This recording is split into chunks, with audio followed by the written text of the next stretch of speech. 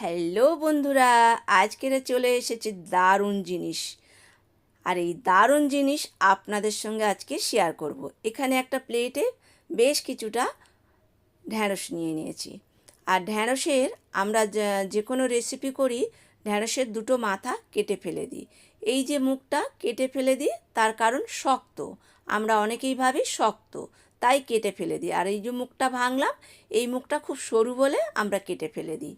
তবে আজকে দেখাবো ঢ্যাঁড়সের কোনো কিছুই ফেলা যায় না, কিভাবে খেতে হবে সেটা আজকে আপনাদের সঙ্গে শেয়ার করব। তবে বন্ধুরা পাশে থাকবেন, ভিডিওটা স্কিপ না করে পুরো ভিডিওটা দেখবেন। এখানে ভাত বসিয়ে দিয়েছি, ভাতের সঙ্গে ঢ্যাঁড়স সেদ্ধ দিয়ে দিয়েছি। তো ভাত হওয়া অবধি অপেক্ষা করব। ঢ্যাঁড়সগুলো প্রায় সেদ্ধ হয়ে গেছে, এরপরে একটা প্লেটে নামিয়ে নিতে হবে। তো দেখুন ঢ্যাঁড়স নামিয়ে নিয়েছি, এবার মুখটা আমি কেটে দেখাচ্ছি মেখে। একদম গলে গেছে, শক্ত কিন্তু একটুও নেই। আরও একটা দেখিয়ে দিচ্ছি, কোনো ঢ্যাঁড়সের মুখ কিন্তু একদম শক্ত নেই, সেদ্ধ হয়ে গেছে। তো কিভাবে মাখবো সেটাই আজকে শেয়ার করছি। ঢ্যাঁড়স অনেকেই মাখতে পারে, তো ঢ্যাঁড়স সেদ্ধ অনেকে খেতে চায় না, তার কারণ মাখাটা পছন্দ করে না।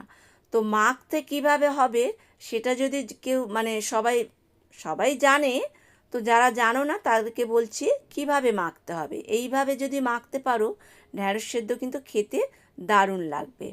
তো ঢ্যাঁড়স প্রথমে এরকম মুখটা কেটে নিয়ে মেখে নিতে হবে। এরপরে ঢ্যাঁড়সটা একটু দুভাগ করে নিতে, খুব বেশি মাখবো না। দেখুন একদম মুখটা গলে গেছে। আর এই দুভাগ করে নিয়ে দেখে নিতে হবে ঢ্যাঁড়সের ভেতরে পোকা আছে কিনা। ব্যাস, এর ভেতর যদিও ফ্রেশ ঢ্যাঁড়স, পোকা থাকার কথা নেই, তাহলেও ঢ্যাঁড়সের ভেতরে কী হয়ে আছে আমরা তো কেউ জানি না, একটু দেখে নিতে হবে। এরপরে নুন নিয়ে নিতে হবে, আর কাঁচা পাকা লঙ্কা নুনের সঙ্গে মেখে নিতে হবে।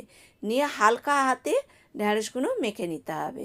ঢ্যাঁড়স যেন খুব বেশি মাখা না হয়ে যায়। সেদ্ধ ঢ্যাঁড়স যদি খুব বেশি মাখা হয়, তাহলে কিন্তু খেতে একদম ভালো লাগবে না। তো বন্ধুরা ভিডিওটা যদি ভালো লাগে, লাইক কমেন্ট শেয়ার করার অনুরোধ রাখলাম। তো এইভাবে যাদের বাড়িতে ডায়াবেটিস আছে কারোর, আর এখন তো প্রতিটা ঘরে হয় ডায়াবেটিস নয় হাই প্রেশার, এসব লেগেই আছে। তো সেই জন্য আমি এখানে কাঁচা সর্ষের তেলটা ব্যবহার করলাম না। তো নর্মাল মানুষ যারা খাবে, কাঁচা সর্ষের তেলটা দেবে, খেতে ভালো লাগবে। আর সর্ষের তেল ছাড়া কিন্তু এটা অনেকটা খেতে দারুণ হয়েছিল। তো বলবো যাদের বাড়িতে ডায়াবেটিস আছে বা হাই প্রেশার আছে বা নর্মাল মানুষ, সবাই এইভাবে একবার ঢ্যাঁড়স সেদ্ধ মেখে খেয়ে দেখুন, ভালো লাগবে।